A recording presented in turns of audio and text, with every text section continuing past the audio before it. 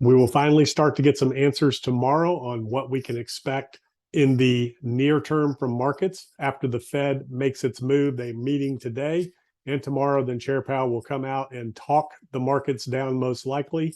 We will see a 75 basis point rate hike. That is basically baked in at this point. The question looming and what stocks have been up on and waiting for is some sort of dovish news from Powell saying that we're going to start slowing the pace of rate hikes. So that's what all of the market reaction was about all last week into this Fed meeting. We'll take a look at the charts in a minute, and especially Bitcoin. Very critical stage for the markets in Bitcoin right now to see what happens after that 75 basis point rate hike. And information just keeps getting more and more solid for the Fed to build a hawkish foundation and stand on. Job openings surged in September despite the Fed's efforts to cool the labor market. GDP came in hot. There's just a lot of information out there from an economic standpoint that's giving the Fed ammunition to be even tougher than they've been. So what is likely is that Chair Powell right now will come out and repeat what he repeated at Jackson Hole, repeat what he repeated last time, and talk the markets down and let the markets know that they have misinterpreted any. He hasn't said that directly, but basically the other Fed members did and probably will after the meeting, that the markets were misinterpreting their intentions and what they said. And he will probably say we're going to have to experience some pain to get inflation down because they haven't made a dent yet. Even though there are reports of things like rent coming down and house prices coming down, things like that, again, these were highly distorted levels, and we're seeing a small percentage decline off of very distorted levels. So in terms of measuring inflation, that's not enough to do any real damage to inflation or have any real effect on what the Fed's response can be, needs to be, and will be in regards to that. So here's Bitcoin right here.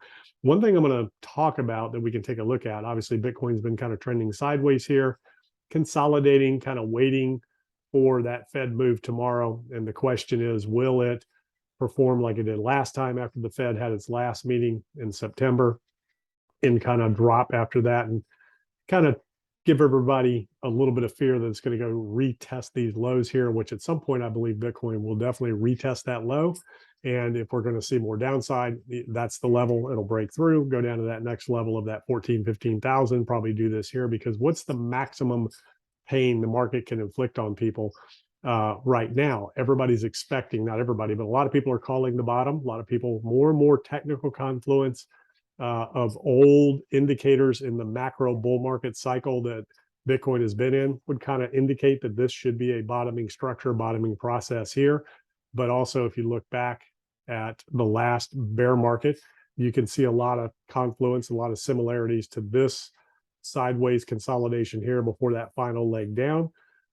Some people think that we've already experienced all that, and this is the solid, this is the consolidation right here before the leg up. The problem is we're not in a macro environment to justify another bull run for Bitcoin. Bitcoin does not exist outside of the traditional markets and traditional macroeconomic business cycle that we're experiencing of peaks and valleys, bulls and busts. Bull market, bear markets, and booms and bust cycles. The business cycle that we're in, the liquidity cycle that we're in of risk off $2 trillion in a couple of years, risk on $2 trillion pumped in the markets with zero interest rates in a couple of years, and risk off the Fed tightening higher for longer and zero, not indicating the ability to get anywhere near zero, much less reverse course on interest rates. But the interesting thing here is this looks a lot like a lot of stocks that we're seeing right now, especially the large caps. And here's your 2020 low, right around that $3,900 level, depending on which exchange you're on, 37.38 to 3,900. This is Coinbase that this is reflecting on TradingView, and showed a low of 39.52. I remember when this was happening.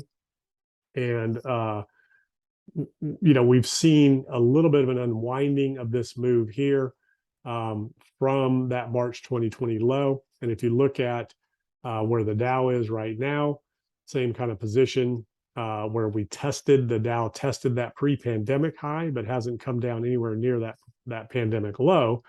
But a lot of the tech stocks have. This is the NASDAQ right here, Dow Jones right here, NASDAQ, and S&P kind of unwinding this last bear market rally that we've had here recently, and the VIX working its way down. Again, this is that September level where the market's reversed. If you go back to the S&P, this is right representative where the VIX is right now.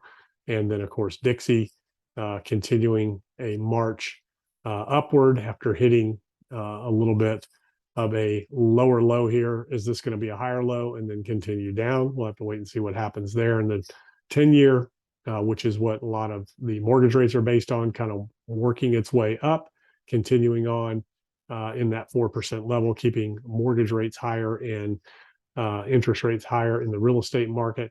And here is Ethereum right here. And if we look at Ethereum over the short term here, that's Ethereum dominance. I'm sorry, where's Bitcoin? Here we go. There's Bitcoin. Here's Ethereum right here. And if we look at Ethereum, same kind of thing. And if you compare this to tech stocks, and let's go down here and look at the big tech stocks here. Facebook, you can see, has broken well below the 2020 lows. Amazon has not come near it. Here's the 2020 low for Amazon right here.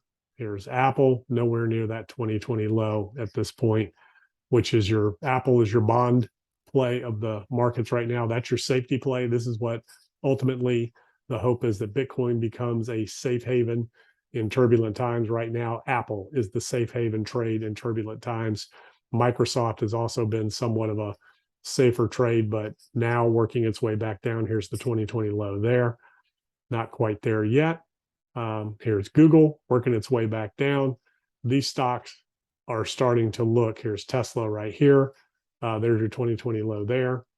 Those stocks are all starting to look in general in terms of a trend, kind of like Bitcoin.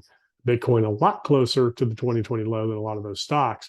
So the question is, will it get there? Is it going to happen?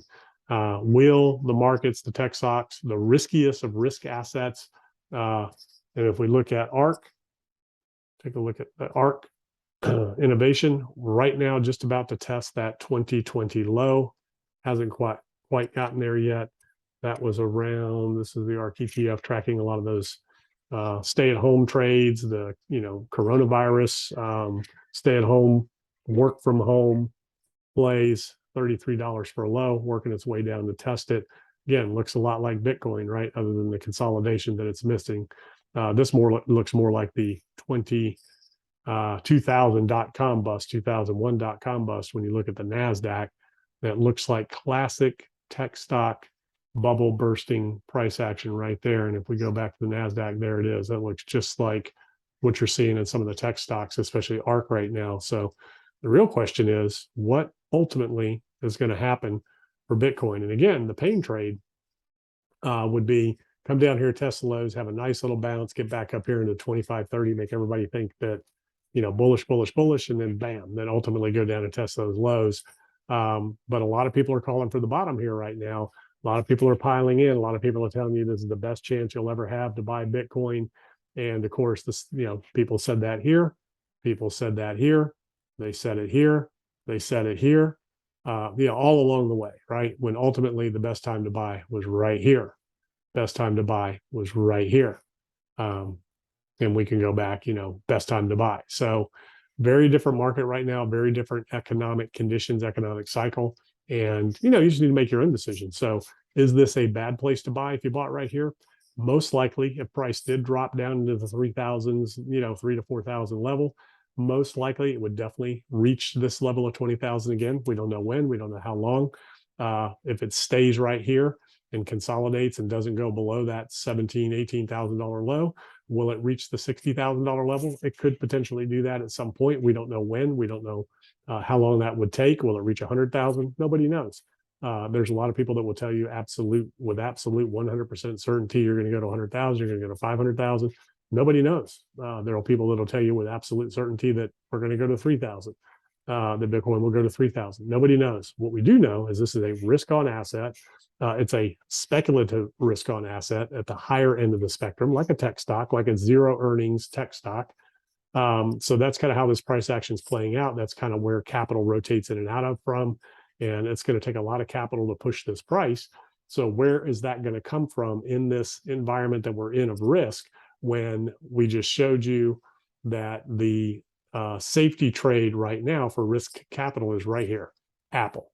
That is your safety trade for risk capital. That's what's sucking up a lot of the capital right now. Everything else is just kind of speculative, working with the peaks and valleys of the bear market, kind of riding it out. So right now, these are the things that we have to kind of keep an eye on as we wait for the Fed, not only the move tomorrow, but the tone and the talk and the speech from Powell. And if he gives any kind of a dovish inclination or dovish tone to his talk, the markets will be off to the races until the next economic event, puts the brakes on. But if he comes out hawkish, then we're going to see what we saw last time, where the markets will start to decline, sell off, and then come back. And just like they did before, after this nice rally, put in the next new low, then another rally, next new low, which is kind of how these bear markets work when you look at what a real bear market looks like, until finally it falls off the cliff, puts that bottom in and goes. And typically the price activity, sentiment, and things that you see in the market for bottoms, we haven't seen anything like that, haven't experienced it. It's been kind of an orderly unwinding, repricing as we've gone along. So that's what we're looking for. If the Fed comes out hawkish, well, you could see an unwinding, put in a new low, then we can get the next bounce. If the Fed comes out dovish, then the markets will continue on and then be testing these previous market rally highs, or it could kind of just continue along in this area here sideways for a while. But there is a lot of capital out there. There's a lot of opportunities in the market, and a lot of investors are looking for that safety trade in the market. So these are the things I'm looking at, and I will see you on the next video.